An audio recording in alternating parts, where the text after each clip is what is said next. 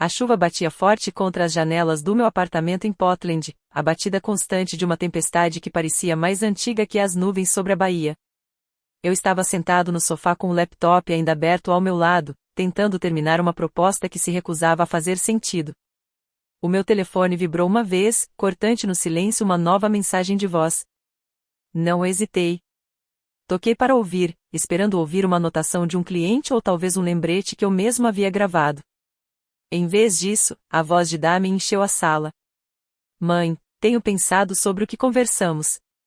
A Elise simplesmente não é confiável. Ela é instável, descuidada. Se quisermos garantir que a casa e as contas fiquem seguras, você precisa transferir tudo para mim. Eu vou cuidar disso. Ela não tem juízo para isso. As palavras caíram como golpes, cada uma apertando mais o nó no meu estômago. 27 segundos. Foi tudo o que bastou para fazer desmoronar décadas de manter a paz. Fiquei imóvel, encarando meu reflexo no vidro escuro da janela. Meu rosto, pálido e irreconhecível. Ele não tinha intenção de eu ouvir aquilo.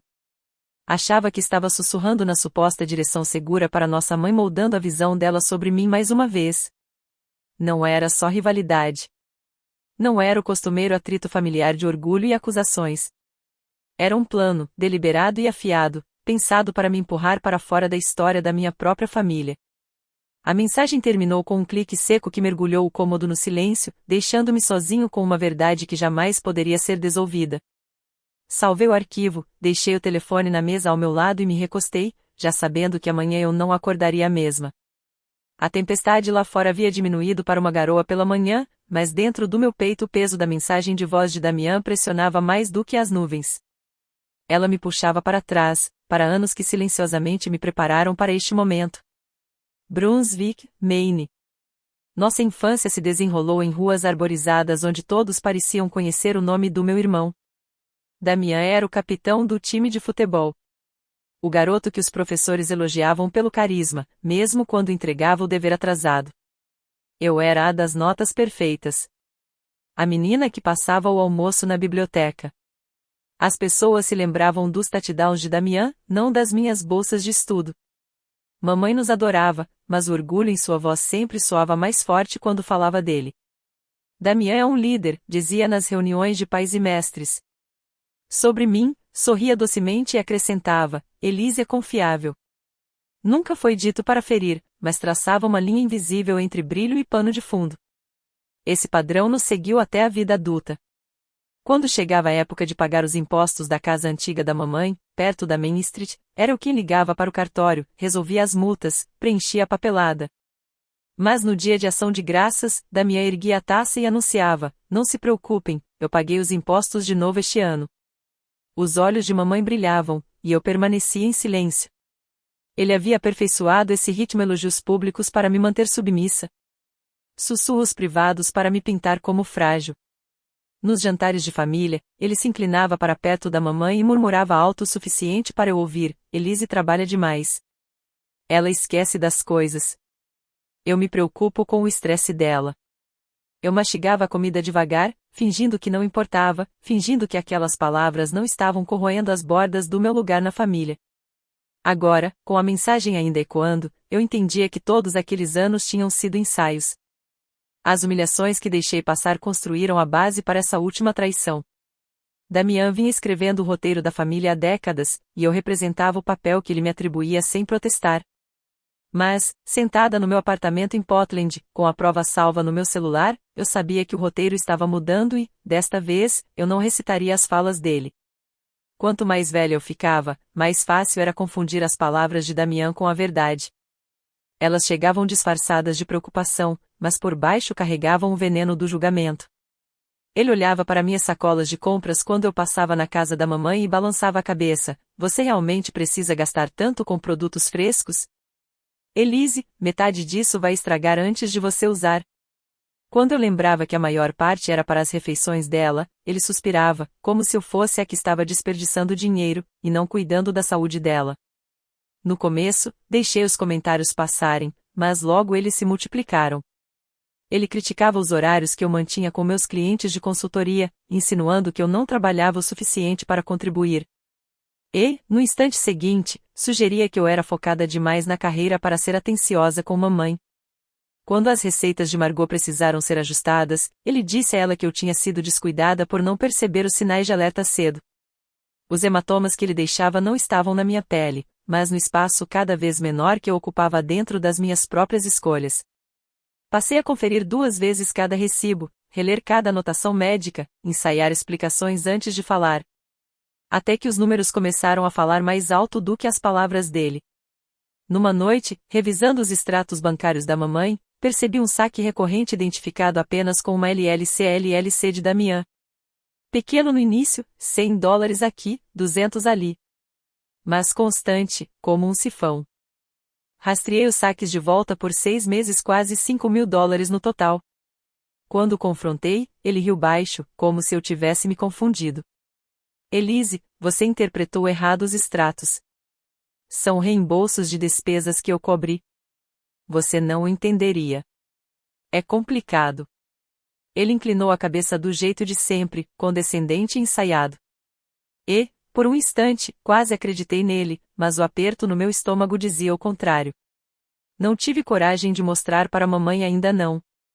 A ideia de destruir a confiança dela no próprio filho parecia insuportável. Mesmo assim, eu sabia que o silêncio me fazia cúmplice. Dobrei os extratos, coloquei-os em uma pasta e a deslizei para dentro da gaveta da escrivaninha. As bordas cortaram minha palma, como se quisessem me lembrar de que a verdade era afiada e estava à espera, quisesse eu segurá-la ou não. O sono nunca veio depois da mensagem. Fiquei deitada no sofá até o céu começar a clarear. A tempestade lá fora havia cessado, mas a de dentro de mim estava apenas começando. Às 5h30, levantei, vesti um suéter e me movi com o silêncio de alguém que invade a própria vida. A pasta com os extratos bancários me esperava na escrivaninha. Acrescentei novas páginas, cópias de contas de serviços, faturas, qualquer documento que ligasse as finanças da mamãe aos supostos reembolsos de Damian. Fotografei cada página, enviando tudo para um drive criptografado que eu havia criado anos antes para projetos de trabalho. Mas, desta vez, as apostas eram muito mais pesadas que qualquer campanha de cliente. Na casa da mamãe, mais tarde naquela manhã, movi-me com cuidado pelo escritório enquanto ela ainda dormia no andar de cima. Documentos legais preenchiam o armário, a escritura do imóvel em Brunswick, apólices de seguro, os extratos de sua modesta pensão. Espalhei tudo sobre a escrivaninha, fotografei cada folha com o celular e depois devolvi cada uma exatamente ao lugar onde estava. O gesto parecia ao mesmo tempo protetor e invasivo, mas eu me lembrava de que a negligência seria pior. De volta a Portland, naquela tarde, revisei meu histórico de mensagens de voz, salvando cada recado que Damian havia deixado no último ano. Alguns soavam encantadores, oferecendo-se para resolver as coisas. Outros, com o tom seco, frio e cortante. Cada arquivo foi parar em uma pasta rotulada simplesmente como prova. O passo final foi físico. Dirigi até Brunswick e aluguei uma caixa postal no correio, a apenas 2 quadras da igreja onde mamãe ainda cantava no coral. A partir de agora, tudo que fosse importante, contas médicas, correspondência bancária, passaria primeiro por mim. Chega de extratos desaparecendo. Chega de desculpas. Em pé no estacionamento, com a chave na mão, senti o ar da manhã cortante nos pulmões. Partir ao amanhecer não tinha sido uma fuga, era mapear o campo de batalha antes mesmo de Damian perceber que havia uma guerra. Voltei dirigindo para Portland enquanto o sol subia sobre a costa. Uma luz pálida se espalhava sobre a água, e eu sabia que aqueles 27 segundos de traição já estavam reescrevendo todas as horas que viriam. A pasta engrossava a cada dia, mas evidência sem direção não passava de desordem. Eu precisava de alguém que pudesse transformá-la em algo inegável. Isso me levou a um escritório de tijolos perto de Monument Square, em Portland, onde um advogado especializado em direito do idoso chamado Thomas Kenny concordou em me receber em cima da hora. Ele ouviu com atenção enquanto eu expunha a mensagem de voz, os saques, o rastro de documentos. Quando deslizei as cópias pela mesa, sua expressão se endureceu, embora sua voz permanecesse controlada. Ele explicou o dever fiduciário em palavras simples: qualquer pessoa que administra as finanças dos pais deve agir no melhor interesse deles e qualquer desvio, especialmente para enriquecimento próprio, pode ser considerado exploração financeira. A curatela, acrescentou, só seria necessária se um tribunal considerasse um dos pais incapaz. Mas, no nosso caso, o perigo não era incapacidade. Era confiança depositada no filho errado. Saí de lá com uma lista do que precisava reunir, datas precisas, extratos bancários correspondentes, registros de assinaturas de Damião, qualquer testemunho de pessoas que tivessem notado irregularidades. Naquela tarde, comecei a fazer ligações. A enfermeira que visitava a mamãe e administrava suas prescrições se lembrou de Damião insistindo em pagar em dinheiro por medicamentos que já eram cobertos pelo seguro. Ela concordou em escrever uma declaração. A tesoureira da igreja, uma mulher reservada chamada Ruth, contou que já havia questionado Damião sobre grandes doações retiradas da conta de mamãe, mas ele a despachara sem explicações. Ela também estava disposta a documentar as conversas. O último passo foi o banco em si. No Bate-Savings, sentei-me diante do gerente da agência, que conhecia nossa família havia anos. Quando mencionei a LLC de Damião, suas sobrancelhas se ergueram. Ele puxou o histórico das contas, confirmou os débitos automáticos e, em silêncio, imprimiu registros com carimbos oficiais. Ao anoitecer, minha mesa de jantar estava coberta de pilhas de provas. Cada página, mais um tijolo em uma muralha que Damião não conseguiria contornar com palavras. Durante anos, eu havia absorvido seus comentários em silêncio. Mas agora eu tinha algo mais sólido que a raiva. Eu tinha recibos e eles falariam por mim quando minha voz sozinha nunca tinha bastado. Reuni todos os papéis em uma pasta, fechei a capa com firmeza e soube que era hora de levar a verdade diretamente às mãos de nossa mãe. Sugeri um fim de semana fora, só nós duas, sob o pretexto de que ela precisava de uma mudança de ares. Buffy Bay Harbor estava tranquila no início da primavera, as lojinhas do pier ainda vazias, o ar do mar cortante com cheiro de sal. Alugamos um pequeno chalé de frente para a água e, no primeiro dia, deixei que ela simplesmente aproveitasse. Cozinhamos chowder juntas, caminhamos pelo cais, vimos as gaivotas circulando acima dos barcos de lagosta. Esperei até a segunda noite, quando o fogo já estava baixo e as mãos dela repousavam quietas no colo, antes de pegar meu celular. Mãe disse suavemente. Tem algo que você precisa ouvir. Apertei o botão de reprodução. A voz de Damião encheu a sala. Casual e confiante. Elise simplesmente não é confiável.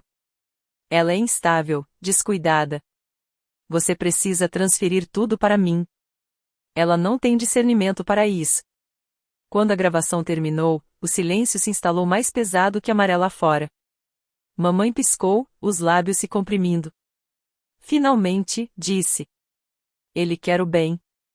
Você sabe como ele exagera quando está preocupado. Empurrei a pasta pela mesa. Página após página, extratos, assinaturas, notas da enfermeira, registros do banco. Isso não é exagero, respondi. É o que ele vem fazendo. Ela virou as páginas devagar, os ombros rígidos. A cada data que eu citava, buscava incerteza nos meus olhos, mas não encontrou nenhuma. O peso dos documentos fez o que minhas palavras sozinhas nunca conseguiram. Seu rosto se suavizou, mas não em minha direção. Era tristeza, não raiva. Ele é meu filho, sussurrou, a voz trêmula. Não posso simplesmente cortá-lo. Não estou pedindo que a senhora o desampare, disse. Estou pedindo que veja a verdade. Ela fechou a pasta, apoiando a palma sobre a capa como se fosse vidro frágil. Depois de uma longa pausa, encontrou meus olhos. Eu preciso de tempo. Não era a vitória que eu queria, mas era uma brecha na muralha que Damião havia erguido. Pela primeira vez, mamãe tinha ouvido as palavras dele sem um sorriso para disfarçá-las, e o silêncio que se seguiu soava como o início de um acerto de contas. Deixei o fogo se apagar, já sabendo que o próximo passo não seria só meu. O convite veio por mamãe, não por Damião, o que já dizia o suficiente. Ele havia marcado um brunch em Portland, escolhendo um restaurante à beira-mar, onde metade da família poderia se reunir sob o pretexto de uma celebração. Quando cheguei, Damião já estava sentado ao lado da mamãe, o braço pousado casualmente sobre o encosto da cadeira dela, o sorriso largo o suficiente para convencer qualquer um de que não tinha nada a esconder. A primeira meia hora foi puro teatro. Ele pediu a comida por ela, fez piadas sobre minhas noites em claro e prazos de entrega, e então assumiu um tom sério. Eu me preocupo com a Elise, disse, olhando para a mamãe, mas projetando a voz para toda a mesa. Ela anda sobrecarregada, um pouco paranoica ultimamente. Acha que há problemas nas contas da mamãe, mas é só estresse. Mamãe não o contradisse. Ficou ali, com o café nas mãos, acenando levemente com a cabeça. Os olhos baixos. Por um instante, senti o chão se inclinar sob mim. As palavras dele eram suaves o bastante para apagar o fim de semana em Buffy Bay, suaves o bastante para me fazer duvidar se a pasta e a gravação ainda tinham peso. Mas eu havia me preparado. Abri minha bolsa e retirei cartas notarizadas do Bat-Savings, cada uma carimbada com selos oficiais. Em seguida, coloquei sobre a mesa uma folha com registros de horários mostrando que os saques de Damian coincidiam com as datas em que ele dizia à mamãe estar pagando despesas em nome dela. Estendi tudo diante deles em silêncio. Nossos primos se inclinaram para ver. A tia Carol ajustou os óculos para ler melhor. Mamãe parecia dilacerada, dividida entre nós. A voz de Damian subiu, aguda, rachando a camada de falsa confiança. Isso é manipulação. A Elise sempre foi invejosa. Ela não entende o que é responsabilidade de verdade. A mão dele bateu na mesa, fazendo os talheres tremerem. Ninguém correu para acalmá-lo. Apenas o encararam, vendo a máscara polida escorregar bem diante das testemunhas que ele mesmo havia convidado. Recolhi as cartas de volta para minha bolsa, o coração firme. Pela primeira vez, a sala não se curvava à versão dele da história. Estava se curvando à verdade e o peso do silêncio já não era meu. As consequências daquele brunch se espalharam mais rápido do que eu imaginava. Em menos de uma semana, o Bat-Savings congelou as transferências ligadas à LLC de Damian, alegando atividade irregular sob revisão. Os números que antes escorriam discretamente da conta da mamãe agora estavam sob microscópio. Cada saque, uma bandeira vermelha. Thomas, o advogado, agiu rápido. Entrou com um pedido de prestação de contas emergencial, solicitando uma ordem judicial que obrigaria Damian a apresentar os registros de como havia administrado os fundos da mamãe. É o primeiro passo, disse Thomas, mas já é suficiente para fazê-lo suar. Enquanto isso, a tesoureira da igreja entrou em contato. Ruth contou que a diretoria havia decidido suspender o fundo beneficente proposto por Damian até que pudessem verificar de onde vinham as contribuições. Uma escolha cuidadosa de palavras, mas eu ouvi a verdade por baixo delas, eles já não confiavam mais nele. Damian não ficou em silêncio. Passou a ligar tarde da noite, sempre depois da meia-noite, a voz baixa e carregada de fúria. Você não sabe o que começou, Elise. Acha que está ajudando ela? Você está arruinando tudo. Deixei que ele falasse, deixei o veneno escorrer pela linha, e mantive o celular gravando em cima da mesa ao meu lado. Cada ameaça, cada deslize de temperamento virava mais um arquivo nomeado como prova. Não respondi às acusações dele. O silêncio era mais forte do que qualquer argumento e o desestabilizava muito mais do que minhas palavras poderiam. Na terceira ligação, o tom dele mudou da raiva para a súplica, mas eu continuei gravando e mantendo distância. Mamãe também percebeu a mudança, embora não falasse disso abertamente. Ficava mais tempo ao telefone comigo, fazia perguntas cuidadosas, buscava alguma forma de certeza. A dúvida que a tinha mantido calada no brunch começava a rachar, sendo substituída por algo mais pesado, o reconhecimento. Guardei as gravações mais recentes junto com as cartas do banco, o fichário ficando mais pesado a cada dia e eu sabia que logo o peso seria demais para Damian carregar. A decisão veio silenciosa, sem cerimônia. Mamãe se sentou diante de mim na sala de conferências de um escritório de advocacia em Brunswick. As mãos repousadas no colo enquanto o administrador lia os termos. Todos os bens da casa, as contas, a modesta pensão que ela havia protegido desde a morte do meu pai foram colocados em um truste vitalício administrado por 2 advogados independentes. O nome de Damian desapareceu da papelada como se nunca tivesse existido. A partir daquele momento, nada poderia ser movido sem dupla supervisão. Quando a caneta deixou sua mão, mamãe soltou o ar como se estivesse prendendo a respiração havia anos. Parecia ao mesmo tempo mais velha e mais leve. Mais tarde, naquela tarde, de volta a casa, mamãe me levou até o escritório. Sem dizer uma palavra, abriu a gaveta da escrivaninha e tirou uma chave de latão em um pequeno chaveiro. Colocou-a na minha palma. É para o armário, disse baixinho. Tudo o que importa está lá dentro. Quero que seja seu. O peso daquela chave cortou mais fundo que qualquer assinatura. Não era apenas acesso. Era confiança. Finalmente entregue, sem condição alguma. Damian chegou pouco depois, batendo a porta com força suficiente para estremecer os quadros na parede. Quando mamãe lhe contou sobre o truste, o rosto dele ficou vermelho, a voz subiu em um turbilhão de acusações. Ele se voltou para nossas tias e primos em busca de apoio, mas ninguém se mexeu. O silêncio deles, dessa vez, era diferente. Não era medo, era recusa. Ele saiu furioso, o som da porta ecoando pelo corredor. Pela primeira vez na vida, não me senti pequena diante do rastro dele. Fiquei no escritório de mamãe, a chave quente em minha mão, sabendo que o chão havia mudado para sempre. O que restava agora não era apenas proteção, mas o mapa diante a vida que eu teria de escolher para mim mesma. Meses depois, o ritmo da minha vida já não carregava o peso da defesa constante. Assinei o contrato de um modesto apartamento perto de Casco Bay.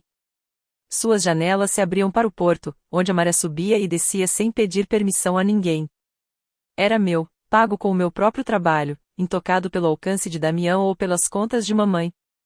Pela primeira vez, as paredes ao meu redor pertenciam somente a mim. Mantive a chave de latão em um gancho perto da porta, não porque precisasse dela para ter acesso, mas porque me lembrava do momento em que a confiança passou para as minhas mãos. Mamãe ainda morava na casa antiga, seus cuidados agora conduzidos com limites claros. Nossas conversas haviam se suavizado. Falávamos menos de Damian e mais de receitas, do jardim e do coral ao qual ela havia retornado. Ela já não me pedia para carregar suas preocupações em silêncio. Do meio da luta, algo inesperado nasceu. Com a ajuda da tesoureira da igreja e da defensoria, comecei um pequeno fundo comunitário para cuidadores, criado para cobrir transporte, lacunas em prescrições e horas de descanso para quem cuida de pais idosos. As doações eram modestas, mas cada uma trazia a promessa de que outros não se sentiriam tão encurralados quanto eu um dia me senti. Às vezes, quando caminho pela Bahia nas primeiras horas da manhã, penso naquele primeiro amanhecer em que copiei documentos às escondidas. Hoje sei que não foi uma fuga, mas uma linha traçada em um mapa. Cada passo desde então tem sido um ponto ligado ao próximo, formando uma rota que ninguém mais poderia reivindicar. Eu não parti para escapar. Parti para escrever o plano em tinta, de forma que nunca mais pudesse ser apagado.